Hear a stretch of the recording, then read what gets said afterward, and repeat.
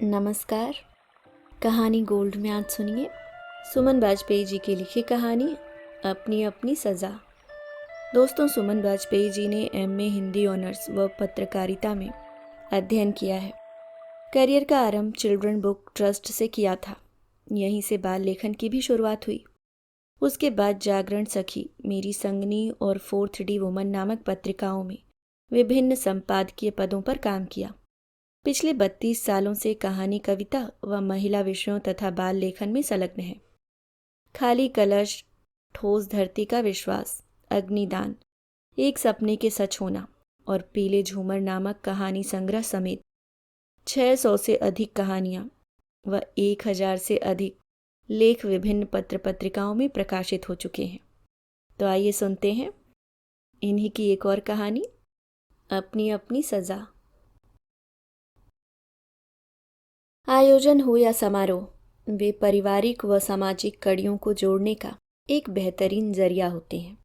शहर के व्यस्तता भरे जीवन में जब अपनों के लिए ही समय नहीं होता, ऐसे में किसी रिश्तेदार, परिचित, सहयोगी या दोस्त के घर आना जाना किसी बोझ से कम नहीं लगता है।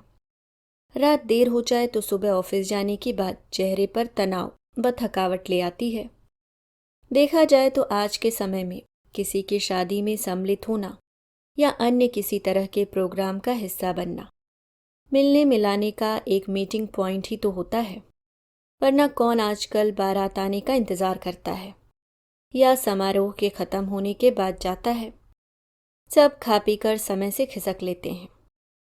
सच यह भी है कि आज जब पर्व व त्यौहार भी फीके होने लगे हैं, लोग चाहे बेमन से ही सही या रिश्तेदारी व दोस्तों या एक ऑब्लिगेशन की तरह एकत्र हो ही जाते हैं। हंसी इस तरह होठों पर थिरकती रहती है मानो सबसे ज्यादा खुशी उन्हीं को हुई हो। तेज चमकती सफेद रंगीन रोशनियां, कान फोड़ू म्यूजिक और रेशमी भारी काम की जरीदार या फिर डिजाइनर फैंसी साड़ियां और पूरे शरीर को ढकते गहनों, चाहे फिर वे नकली ही क्यों न हो, से लदी महिलाएं जो अपनी गृहस्थी में मग्न जिंदगी भर सिर्फ चमक दमक में ही सुख तलाशती रही हैं, या इधर उधर थिरकती युवतियां जो विवाह योग्य हो चुकी हैं, यहाँ वहाँ इछलाती नजर आती हैं। उनकी माएं ऐसे अवसरों पर उन्हें खास तरह से एक प्रेजेंटेबल शो पीस की तरह सजा कर लाती हैं, ताकि किसी की आंखों को वे भा जाए, मानो उनकी पसंद नापसंद कोई मायने न रखती हो। दूसरी तरफ योग्य व कमाऊ पुत्रों की माएं सतर्क दृष्टि लिए बेटों के चारों ओर इस तरह मंडराती रहती हैं, मानो किसी लड़की की माँ चील का रूप धारण करके आएगी और अपनी लड़की के लिए उसके आंखों के तारे को झपट्टा मारकर ले जाएगी। लड़के की माँ के सपनों पर तब तुषारपात हो जाता है जब लड़का प्रेम विवाह करने पर उतारू हो जाता है और बिना दहेज के लड़की ससुराल में पैर जमा सास के सारे अरमानों को रौंद देती है। आपने कुछ लिया कि नहीं? सरला के साथ एक बैरा स्नैक्स की ट्रे लिए खड़ा था। उसकी आवाज़ सुन अचानक चिहुक उठी थी। मैं भी बैठे बैठे न जाने क्या क्या सोचने लगी थी। अभी लिया है ना, तुम मेरी फिक्र बिल्कुल न करो, दूसरे मेहमानों को अटेंड करो, सरला के हाथ को स्नेह से छूते हुए मैंने कहा। सरला मेरी ही सहयोगी हिंदी की प्रोफेसर थी और उसी की बेटी सोनम के विवाह में सम्मिलित होने में आई थी। सरला के आग्रह को ठुकराना असंभव था। हालांकि किसी भी तरह की गेट टुगेदर व शादी आदि में मैं स्वयं को बहुत मिसफिट महसूस करती हूँ।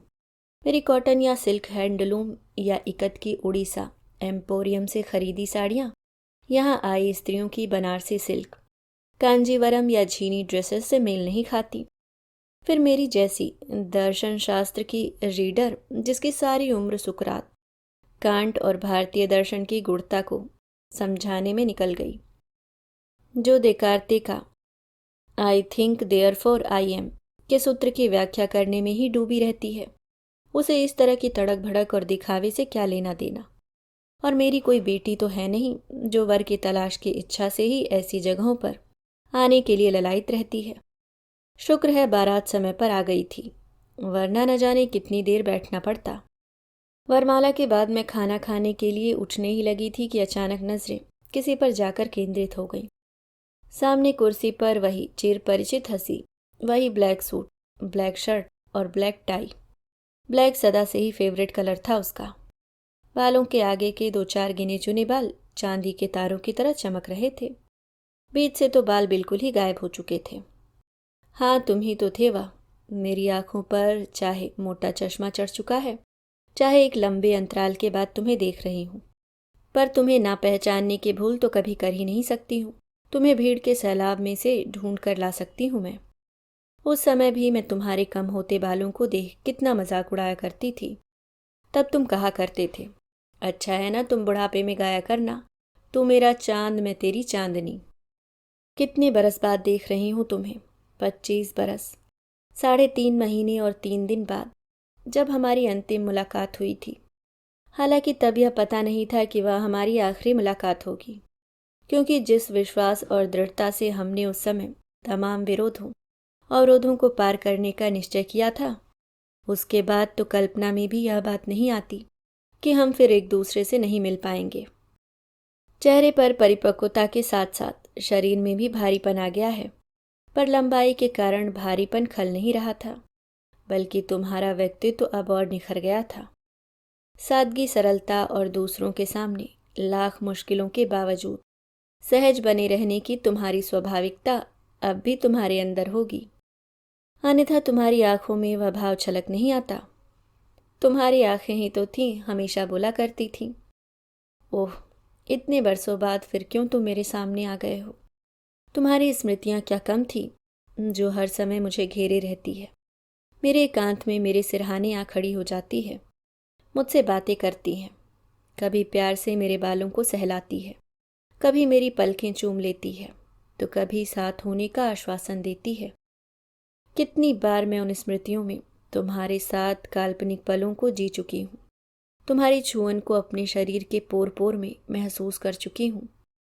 तुम्हारे होठों की उष्मा न जाने कितनी बार तपा मुझे पिघला चुकी है। कितनी रातों को मैं चौंक कर उठ जाती हूँ, लगता है तुम मेरे बहुत पास हो, चुपके से मुझे निहार रहे हो। तुम्हारे प्यार के न जाने कितने ही रूप मेरा मन पाखी अपने से बांधे उड़ान भरता रहता है।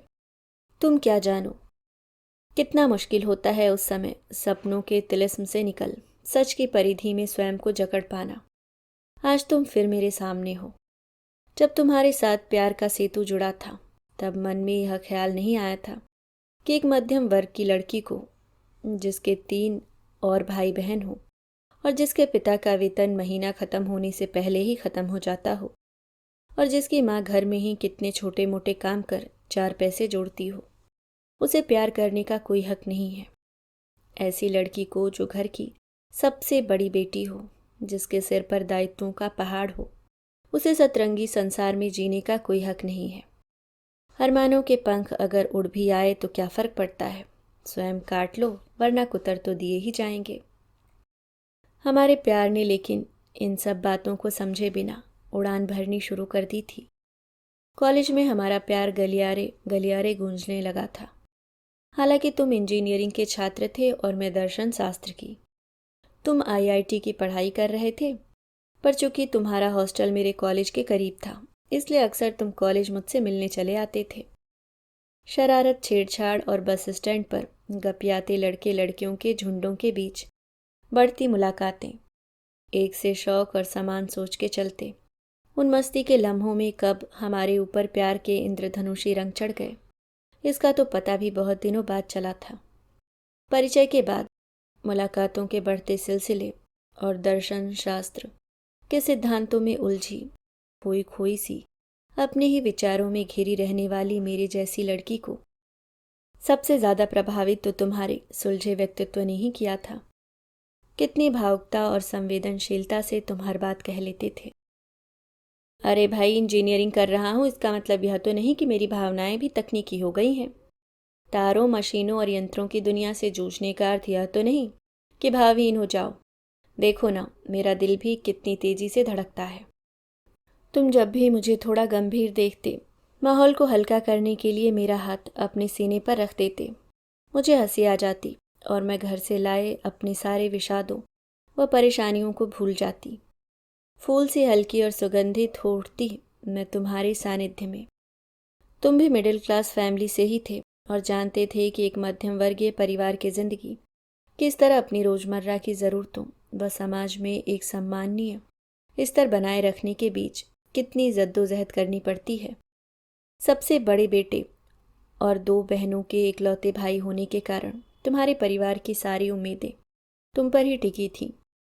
तुम्हारे इंजीनियर बन जाने का सपना उन सब की आंखों में जितनी तेजी से बढ़ रहा था, उतनी ही तीव्रता से हमारा मन एक दूसरे के लिए एहसासों की कोमल पंखुड़ियां सहेजे जा रहा था।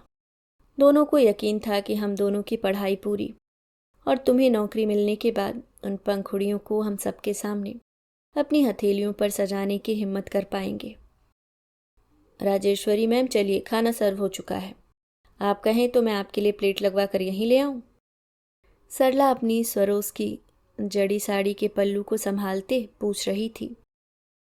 वैसे तो काफ़ी जूनियर थी सरला मुझसे, पर जिसकी बेटी की शादी हो रही हो वह शैक्षिक योग्यता से न सही पर उम्र के हिसाब से तो हम उम्र होने के वर्ग में आ ही जाती है।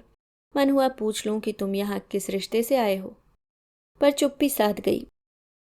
पता नहीं कितने सवालों में उलझा डालेगी तब सरला उसे।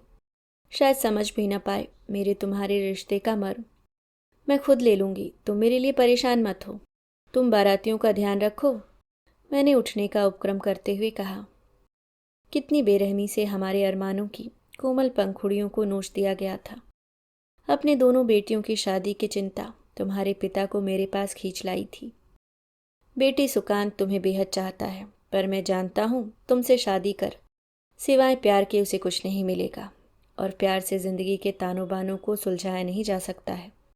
उसके लिए एक अमीर घर की बेटी का रिश्ता आया है और वे इतना पैसा देंगे कि मेरी दोनों बेटियों की शादी आसानी से निपट जाएगी। इसे एक दुखी और मजबूर बाप का स्वार्थी मानकर उसे अपनी जिंदगी से बाहर निकाल फेंको, तुम्हारी ही बात मानेगा वह। दिल तो हुआ था अपने बेटे को बेचने वाले पिता का तिरस्कार कर अपने सुकांत के पास चली जाऊं, पर कहाँ संभव हुआ ऐसा करना। पिताजी चाहते थे कि मैं उनके बताए अमीर अधेड़ से शादी कर लूं ताकि बाकी बच्चों की जिंदगी संवर जाए। कितनी बेरहमी से तुमसे मैंने किनारा कर लिया था। तुमने कितने फ़ोन किए, कितनी बार मुझसे मिलने की कोशिश की, पर मैं निर्मम संवेदन शून्य बन तुम पर हर तरह से प्रहार करती रही।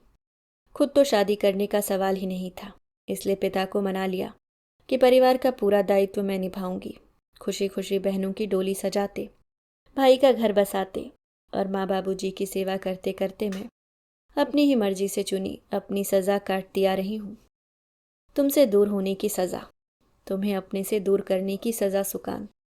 क्या तुम जानते हो कितना सही लिखा है दांते ने की। एक दिन अपनी जिंदगी के बीच में मैं राह भूल गया और पाया कि मैं एक अंधेरे गहरे जंगल में खड़ा हूँ। अंधेरे बीहड़ जंगल में दिन रात गुजारना क्या किसी सज़ा से कम होता है सुकांत? पर यह क्या, तुम कहाँ चले गए? कुछ पल ध्यान भटका नहीं कि फिर से ओझल हो गए तुम। निराशा के काले बादल मेरे अस्थिर मन को और घने अंधकार से ढकने लगे। बरसों की पीड़ा कुछ क्षण तुम्हें देख शायद कम हो जाती। तुम्हें देख भरने की चाह भी क्या इतनी बड़ी थी? कैसी हो? आवाज़ सुन असंख्य जल तरंग बज उठे। सांसें किसी अल्हड़ युवती की तरह बेकाबू होने लगी और रिमझिम फुहार में भीगे तन पर रेशमी छुअन से स्पर्श की सिहरन मुझ में हिलोरे लेने लगी। तुम सामने खड़े थे, आंखों में खुशनुमा चमक के पीछे लहराता प्यार का सागर, होठों पर थिरकती नैसर्गिक हंसी के साथ।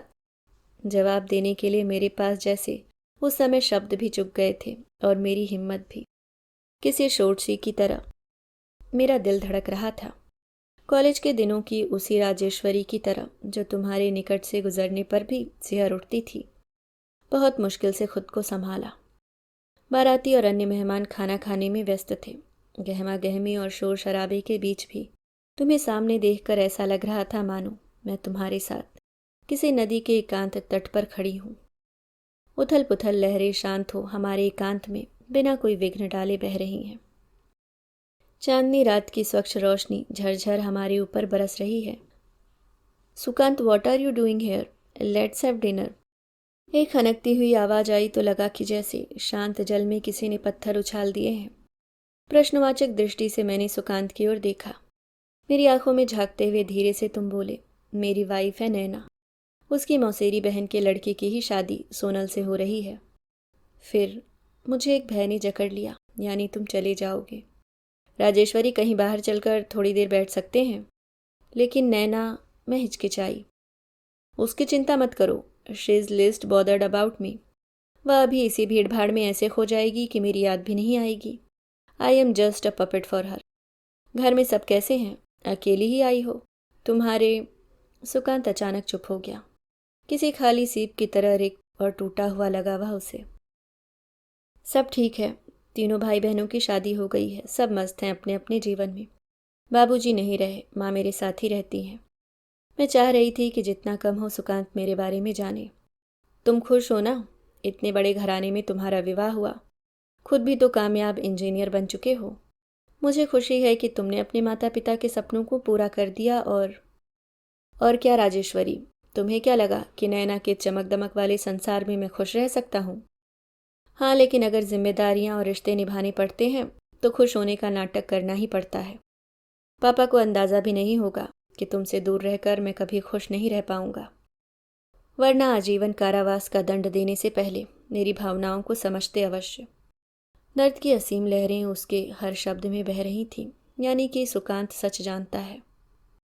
राजेश्वरी, हम दोनों ही एकांत के ऐसे समुद्र में जी रहे हैं जिसमें पानी नहीं, सिर्फ सूखी और खुरदुरी रेत है, अपने अपने ढंग से अपनी अपनी सजा काटने को बाध्य।